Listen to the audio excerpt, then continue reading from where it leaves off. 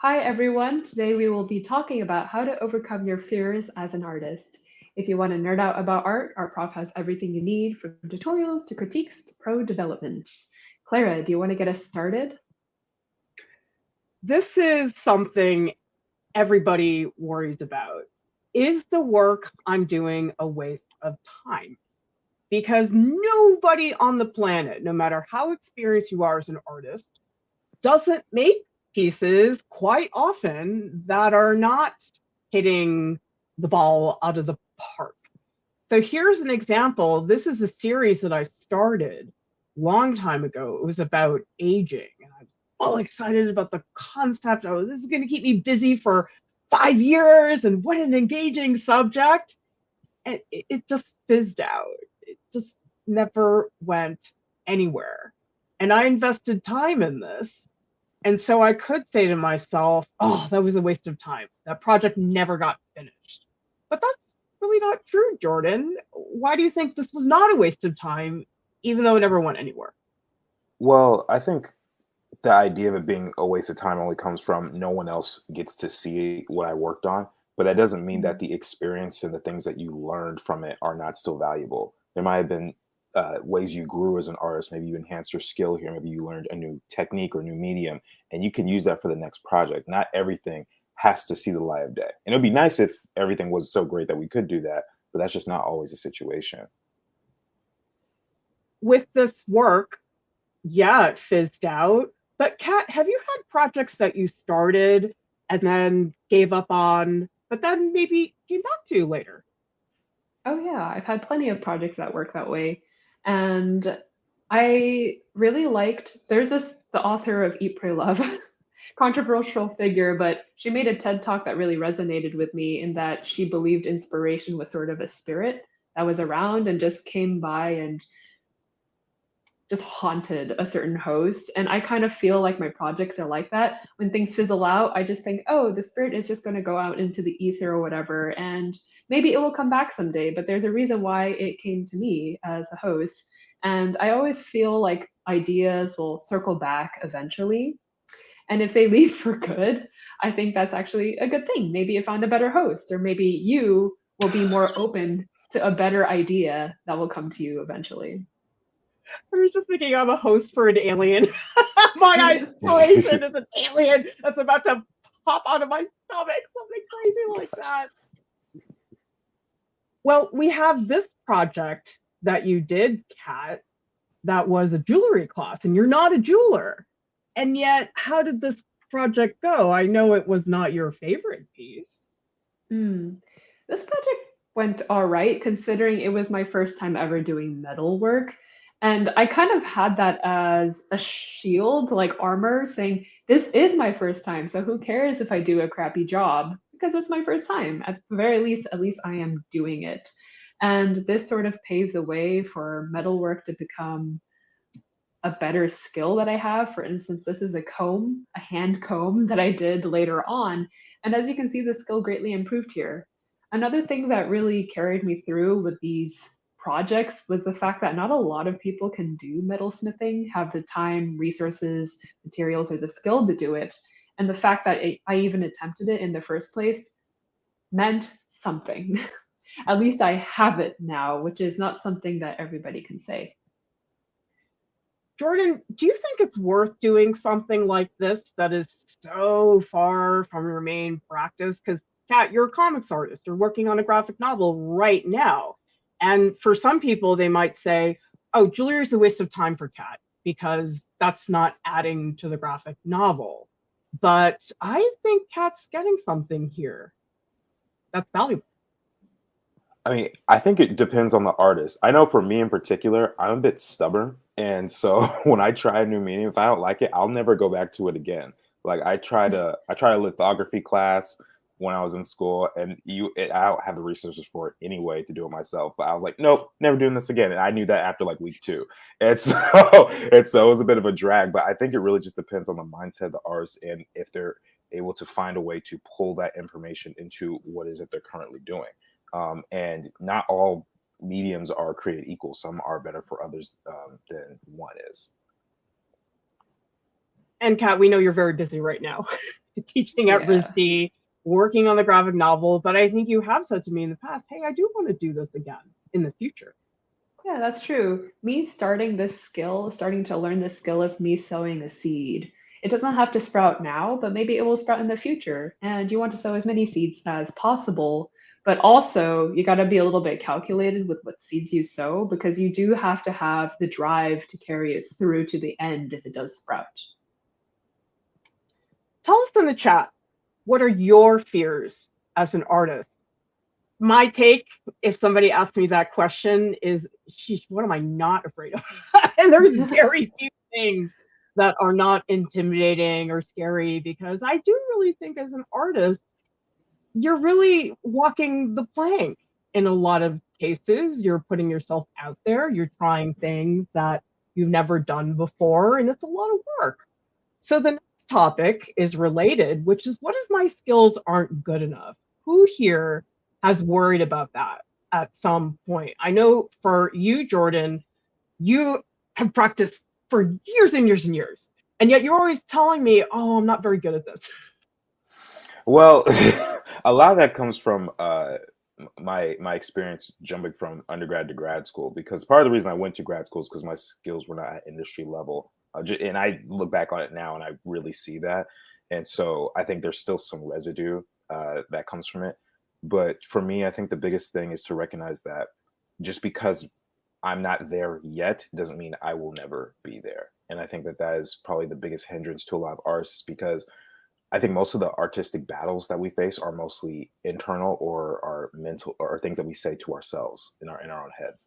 And if we can get past that block, I think we'll be able to go much further, much faster.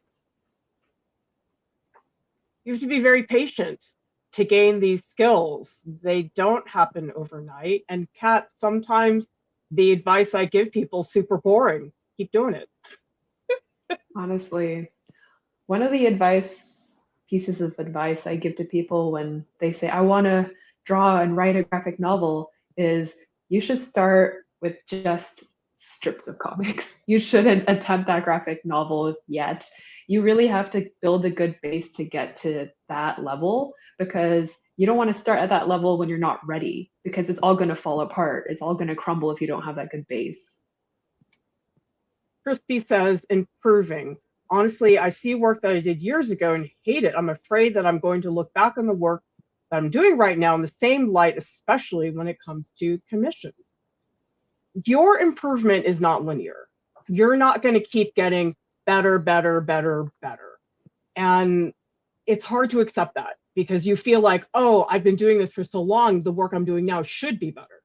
But that's not true. Because if we look at what I had to learn to make Art Prof, I have no film degree. I never opened Premiere, never edited video, never touched sound design. This is the very first shoot we ever did for Art Prof. My head was spinning. I mean, I couldn't even focus on what was going on. This is 2015. It's a long time ago. And we're still making bad videos, right, Jordan? All the time. That's just part of the process, right? And sometimes people think they have to be a master of something for it to be worth it. Now, Kat, I've worked pretty hard to get better at Premiere, but I cannot sit down and edit a feature movie that's 3 hours and has 3,000 shots. But what I know for Premiere, it's good enough for what we do. Right. I think it's all about being open-minded when pursuing something. Sometimes when you start at a base and you continue going forward, you hit a wall. And then you have to ask yourself, do I want to keep hitting this wall until I burst through? Or do you want to find a way to go around the wall? And so it's one or the other. And it's really up to you and your knowledge of your own skills that will have you decide which outcome you do pursue. I think sometimes, quote, better has to do with efficiency. I think about that first video I edited. Oh my gosh, it probably took 6 hours. I could probably get that done in an hour. And so some of it is just seeing, wow, I'm a lot faster at it. But it's also, am I hitting my goals? Because Jordan, you probably wanted your work to be at a certain standard? Have you had times where you're like, yeah, I can do it now? Yeah, that's happened a couple times. And overall, what I've learned from doing things like the 2500 challenge or just practicing character design is all about focused repetition over time. There's a famous quote by Bruce Lee where he says, "I fear not the man who has done 10,000 kicks. I fear the man who has done one kick 10,000 times." And that philosophy of just going in and really drilling down to getting as good as you can at whatever your focus is the philosophy that I use. And whenever I feel down and out, I go back to that. And if I say I focus on this, I can instantly improve. Melissa says, I'm afraid of just about everything. However, I also know that I push through it until it feels familiar or less scary. Oh, when you learn a new skill, you feel like such a klutz. And I do still feel that way when it comes to editing videos. I mean, I definitely have had moments. I go to my husband, I'm like, how do I nest this? I don't understand. What is a nest in Premiere? This makes no sense to me at all. And I could be hard on myself, or I could shut up and look it up, type in what is a nest in Premiere into Google. And so sometimes you just have to be very concrete and analytical about it. Hey, what is the thing I need? I'm not going to watch this 1 hour video about nesting sequences in Premiere. I'm going to just watch this 30-second video, gave me exactly what I wanted. You can just target the things that you need in the present. As far as getting things done, that's all you need. You don't need to be super fancy and do high-end stuff, because sometimes it's not very time efficient. Now, Kat, you've been doing comics for a long time now, and you have literally redone an actual piece. Why did you decide to do that? I decided to redo this piece because I saw a lot of potential in it. And at the time of doing it the first time, I didn't have the skill I needed with the pen and ink or finding my own cartoon style really to portray this in its full potential.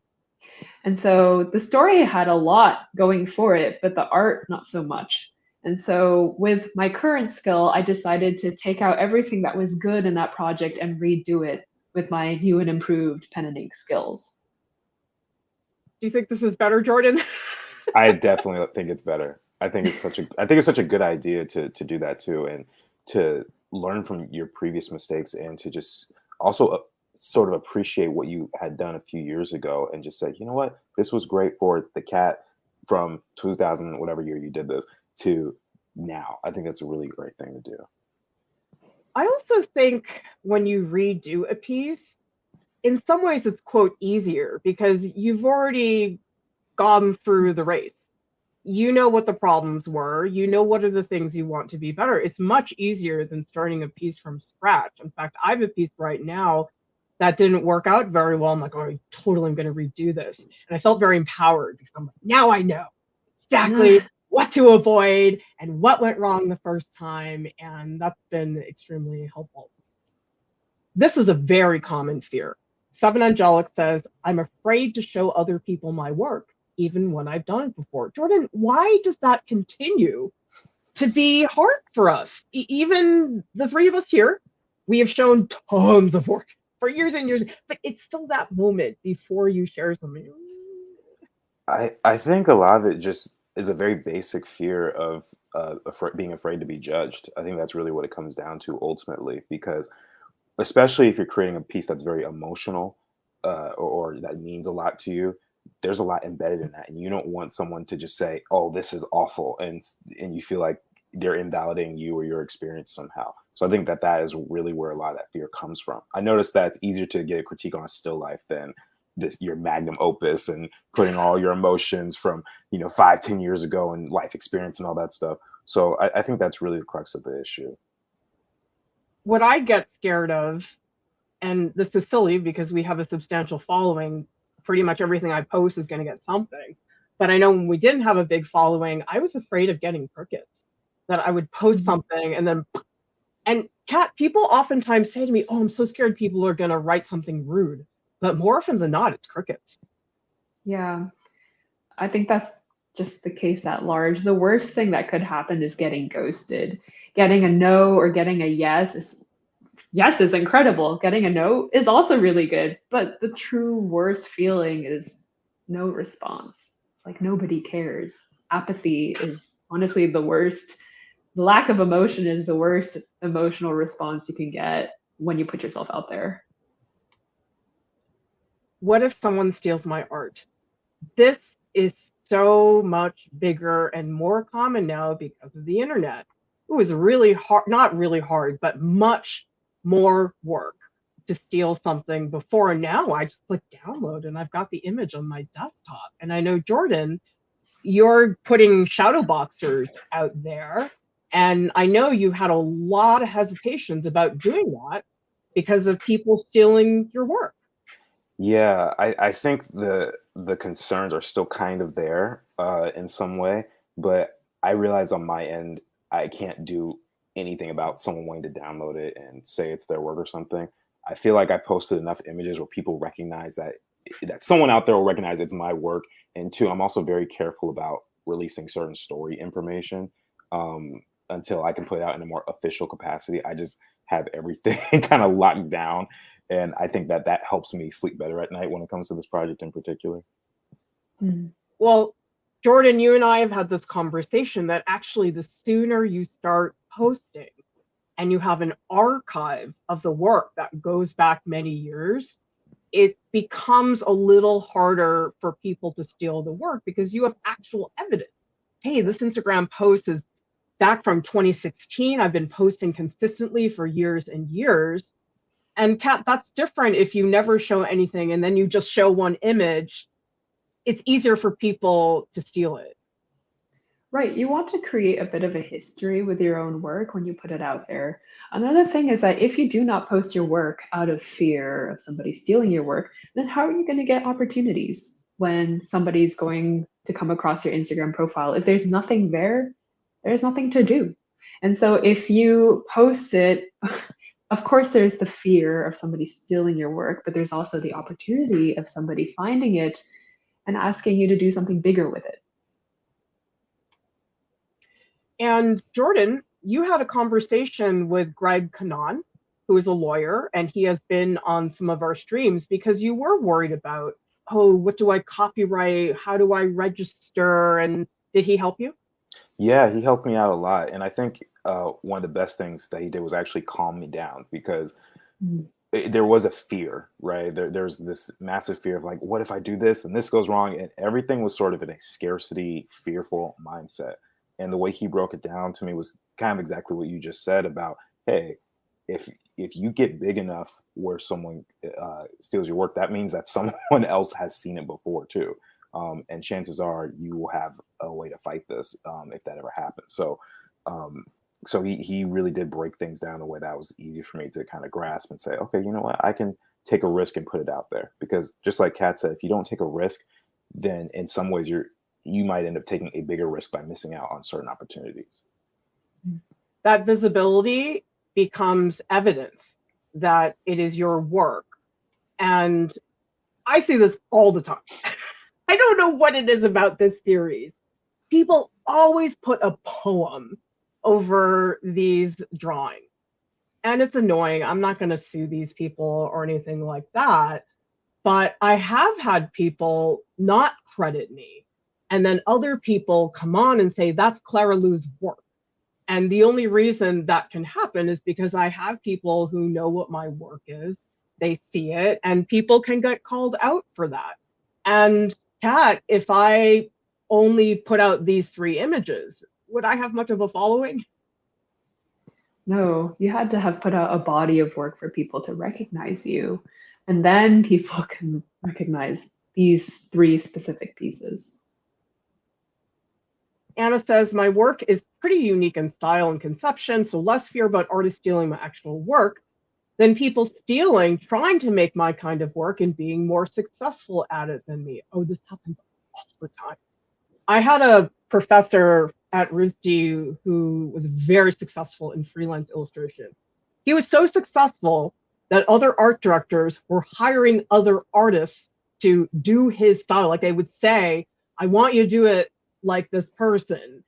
And that's, I think maybe it's just a consequence of being popular. Do you think, Jordan? Yeah, 'cause the challenge is, as far as I know, and I'm not a lawyer, but as far as I know, you can't really copyright a style. You know, there's certain way you design shapes and convey your lines and stuff. Like, there's not a whole lot you can do to it. But if it is recognizable, chances are that someone else will find interest in it, and they'll want you to get as close as you can to such and such style. And truthfully, as a character designer, I study other artists as well. I have whole books on my shelf where I look through it and I'll be like, okay, can I mimic this person's style to help influence my own? And so sometimes it's not even, out of malice or anything. It's just a way to practice. And, it's a very slippery slope. It's very tricky to get in and out of that situation. If you're visible enough that people are trying to copy your style, chances are people are going to know it's from you.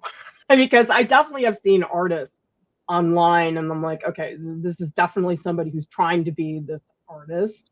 And so that is something you have on your side, but it is stressful because you can't control any of that. That's just, if people want to do that, they do it because you can't copyright style. This is a big one for many artists who are aspiring to work professionally, whether you're doing it a little bit at a time. Let's say you have a job and you're trying to do a little bit of freelance work. Or I know some people just jump right in and say, hey, I'm going to really make this happen. So there's many versions of how invested people are in terms of being a professional. But the thing is, Kat, once you start taking away work that pays to make your work, the bills become stressful, unless you're a trust fund baby. Oh, yeah, for sure. I think one of the big realizations I had after graduating from art school was, honestly, the kind of work I was doing does not make a living. And people had hinted at it before, but I really had to be faced with the reality myself in order for me to change my expectations and pivot my career goals. Because originally I thought, well, I love doing comics so much and I'm pretty good at it. Why ever not pursue it as a career? Well, the people who make those comics as a career are like the 0.0001% of all comics creators. Truthfully, most comic creators have another side hustle. And so when you are pursuing art as a career, you do have to be realistic. You have to be knowledgeable enough in the field to know what is going to work and what is going to pay and what is not, and pivot. You got to be open enough to pivot. I am now at a point in my life where I have to make decisions about what I choose to do. And basically, for me to say yes to something, it has to be one of these things. It either has to be something that pays really well. I'm like, okay, it's money. I'm not going to turn that down. Number two, it has to be extremely visible career advancement. So sometimes there are things that I know are going to help me, but they're not going to pay very well. Or I have to do it for myself.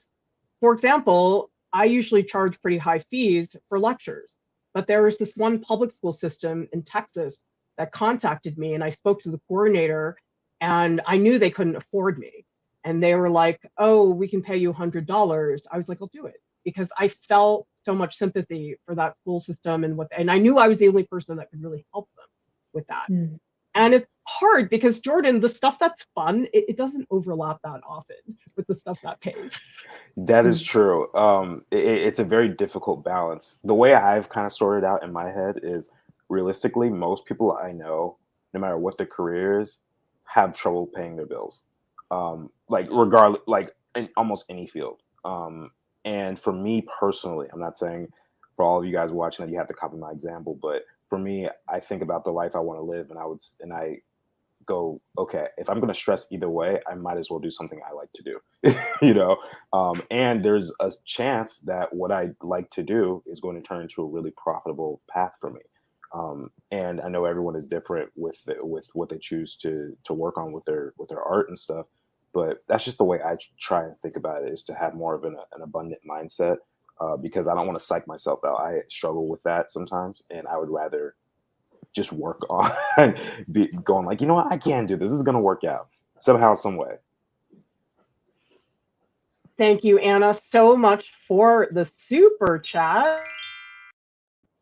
We so much appreciate your support. Anna says, no problem with people being inspired by my work. I'm inspired by other artists' work all the time, but interpretation is different than copying. Oh, it's a giant hornet's nest because nothing's clear cut. So it becomes so confusing so fast. Wilmy says, I'm afraid of calling myself an artist because I am self-taught. Jordan, I think we've all felt like imposters at multiple times in our lives. And what do you do when you don't feel legit for one reason or another? I mean, I think, again, it comes from seeking the approval of someone else, because if you call yourself an artist, you're afraid that someone else is going to say, no, you're not. You haven't worked at such and such studio, or you haven't had this or that career or whatever. And, you know, at the end of the day, it shouldn't matter what other people think. If you say you're an artist, then you are an artist. If I decide today I'm going to write a novel, and even if no one else reads it, I could say, yeah, I'm a writer, because I did the work behind the scenes. Mm-hmm. So that label is purely up to you and what you want to define yourself as. Kat, have you ever seen a situation where somebody presented themselves as an artist and people said, no, you're not? Oh yeah, so many times. I remember once I told someone else that I was an artist author, and then I actually had a book contract at the time, and I showed this person my work, and this person's like, oh, so you're legit. And I was like, what determines being legit or not? Is it that contract? I could just be an author and I could be writing for my own pleasure or writing for online or whatever, right? Like, does your level of being a student determine whether you get the term student or not? Whether you're like a kindergartner or you're a college student, you're still a student, right? And so who cares about what other people think those labels should mean? It's really up to what you believe you are, and also the communities around you who support you in whatever you decide to pursue. This one, I think it's every day. What if people don't like my work? Every time we post a video, this goes through my head. What if people don't like this video? I know it's really stupid because we pump out so much content, which does help me, because if you pump out that much content, you don't have to get so precious about how each thing is going to be received. But I know Jordan and Kat, you both have really big projects. Shadowboxers for you, Jordan, is a whole universe. Are you worried that people won't like it? Yeah, I am on some level, but the two things that I think about. One, realistically, most people don't even like themselves. And like no, seriously, like it's sad. It's a sad reality, but if they don't like themselves, I can't expect for them to like me or my work like every single time. Like that's just kind of unrealistic. The other thing is, I don't think I am so different from every other person that my interests are not going to align with someone else's interests. Like and I always go to this example with Stan Lee creating Spider-Man. He got advice from his publisher that no one would like Spider-Man because he was a teenager, he had money problems, and he was, and no one likes spiders. And he said, you know what, if I like it, I'm pretty sure someone else is going to like it as well. So that's the way I approach it. And I just try and create something that I myself would want to see. It has to start with you. If you don't like your project, you're not going to be able to convince other people that they will like it. And so a lot of this is you just have to really believe in what you're doing. And if you don't, make changes, do something else, tweak the project, get it to the point where you really do feel that you can stand up for your work, because that is a means of empowering yourself as an artist. You can say, well, you know what, Kat, maybe you don't like Shadowboxers, but I'll find somebody else who does. I don't think that's the case, but it does have to start with you, because Kat, you're working on a graphic novel. This is going to be published. And are you worried it won't be well received when it comes out? Of course, some part of me is worried about that, but I also think about the fact that it will definitely be well received with the people I actually care about and who care about me, because we have similar interests and I know that if not, this isn't really for the world per se, but making this project is also for myself. Because one, I like the story. Two, I like making the story. And three, I know I'm going to be a different person at the end of this project. I'll have evolved somehow. And that's really exciting for me. And everybody else can just deal with it. Great point from Seven Angelic. There's a very diverse group of humans on this planet. You may feel niche, but there are more of you out there. Your work does not have to resonate with everybody on the whole planet. It will not be that way. And it really is a matter of finding your audience. For example, Kat, you have this beautiful illustration of a library. I bet you anything, librarians would love this illustration. If I showed this to, I don't know, an Olympic skier, maybe they're not as into it. And so you have to find the people that really are going to appreciate what you do. Because if you show your work somewhere and people really are not into it, it's not necessarily your work. It could be you're barking up the wrong tree. And I think a lot of artists will take it very personally. Because, Jordan, what is your audience for shadow boxers? Do you have a sense of that, or is it still evolving?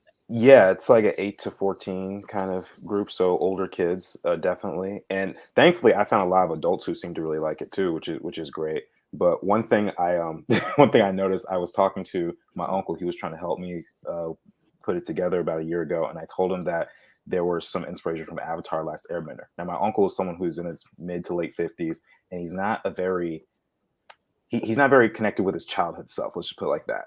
And so he watched it and he thought it was the dumbest show ever. And I was just like, I mean, it's got Peabody Awards and all this. Like, it's like the #1 show on Netflix at the time, and he just didn't like it. I was like, you're missing out, bro. But okay, whatever. You don't have to. And so that's kind of helped me go like, you know what? Not everyone's going to fall in line with this project exactly the way that I want them to. And there's target demographics for a reason. It's not like everyone's going to suddenly love it. People don't like Michael Jackson's music. I don't understand those people, but there's plenty of people that don't. So my 13-year-old who doesn't like anything, I showed her your shadow boxers characters, and she said, "Oh, I like this one." And Jordan, that is the biggest compliment you could ever get from my child, because normally she gets mad at me and will just literally push things away. Actually, her latest phrase is "buzz off." When she gets mad, "Buzz off, mama." She did not do that when I showed her shadow boxers. She is your target audience. She's 13. Now, Kat, what is the target audience for Nostalgia, your graphic novel? It's actually in a similar age group as Jordan, which is around 8 to 14. But that counts as middle grade in publishing. And what's funny about me pitching this project to different publishers was I obviously pitched them to publishers that had a middle grade audience and target, right? But each publisher had a different kind of middle grade market. And so there was one middle grade market that was honestly just a lot simpler. They were middle grade, but they were more for like ages 8, 9, and 10. And then there were other middle grade sections that were more geared towards the older middle grade, so 11, 12, 13, 14. And I found through pitching it to a lot of publishers that Nostalgia really belongs in that older middle grade section. I'm so stressed about this. What if I get canceled? Because sometimes, not that often, but I almost wish I could go back to the days where nobody was listening to me and nobody cared about what I had to say because we had such a tiny following. And now we have 147,000 subscribers on YouTube. And oh boy, I am so afraid I'm going to use the wrong word. I'm going to say something that offends somebody because, oh my gosh, the pace that people get canceled is terrifying. Jordan, I know for you, you have, obviously none of us have been canceled. We never do. Scary, because there have been artists who got canceled. I mean, for me, first off, I actively try to not do anything to get myself canceled. Some people just are barking up the wrong tree and just begging for it. So that's one thing. But the other thing is, I have enough concerns with thinking about the future. I often think about a lot of the stuff we're asking in the stream, and it's like, what if someone does this? What if this happens? What if this happens? And canceling is one of those things that I can't really allow myself to think about too much because I can't control it, at least at this stage. And so I'm gonna do everything I can to make people like me, and if they don't, then it is what it is. And hopefully I never get canceled, but if I do, I'll have to figure it out when that happens, because there's some things you just can't really predict. I do have something to add to that, because I mean, there's always that fear of getting canceled, but what matters at the end of the day is you and your own personal community, your own friends, your own family, the people who actually care about you and know how multifaceted you are and what an interesting individual you are. They really know you. I think a lot of people who cancel somebody else only sees one side of somebody who gets canceled. Sure, as Jordan says, some people are really really asking for it in certain cases. But in other cases, just know that that horde of people on the internet really only see just a little part of you, and that you are a whole person behind that screen. And the people who are close to you know this and can support you. AA says we can only control what we do, not how people react. We can only apologize and try to do better moving forward. But see, that's what scares me. I cannot control other people behaving badly or misinterpreting things. We get all kinds of terrible comments. They all get deleted because we moderate our comment section. But I cannot believe some of the reactions that people have to things that, in my opinion, are not really that big of a deal. So that I think is very scary. Now, Kat and Jordan, both of you are doing work for a living as an artist. Jordan, are you afraid that you'll just be miserable and it'll just be upsetting because it's like, oh, I'm being an artist, it's what I want to do, but I hate it? My biggest concern is doing so much work for other people that I lose myself in the process, and I feel like I'm not able to do what I want to do or why I got into this. I decided to be an artist because I wanted to create my own worlds and build stuff and design stuff. And there are times where certain projects are just really stupid and I don't want to do them. And so I'm afraid of just being overloaded with that and oversaturated with that. That I think is my concern. But as far as doing art for a living, I love it. I like the fact that I can wake up and walk over to my desk and create my income, but just by drawing. I think that's a really cool concept that not a lot of people have the privilege of doing. At the same time, though, there are some parts of being a professional artist that stink. Kat, are there any parts that you find frustrating as a professional artist where you're like, oh, I hate this part of the job? I think it's when you have to do art for someone else and not for yourself. So when a company asks you to do something, or if a client is asking you to do something, all of what you have to do have to fit in the parameters of that client and or company. And I find that really frustrating because art is my own expression. I want to do it for myself, but that's not viable all the time. And so something that really helps me is to be able to sector out different art for different reasons. So there's my art, right? But then there's also the art that I make for somebody else. There's, even in my art, I have to think, well, what is a viable way to make money? Or what is something I just have to do for my own spiritual, emotional fulfillment? And so being able to delineate different arts for different things has helped me a lot in making art my career. Nini says, I mean, there are parts of every job that people hate. Even if it's a fun, enjoyable job 90% of the time, I think you just have to accept that. Art is no different. Exactly. I taught at RISD for many, many years. There were moments I loved, but oh my gosh, some of the nasty situations I had to deal with both faculty and students were so unpleasant. But hopefully they don't happen enough in your job that it destroys everything for you.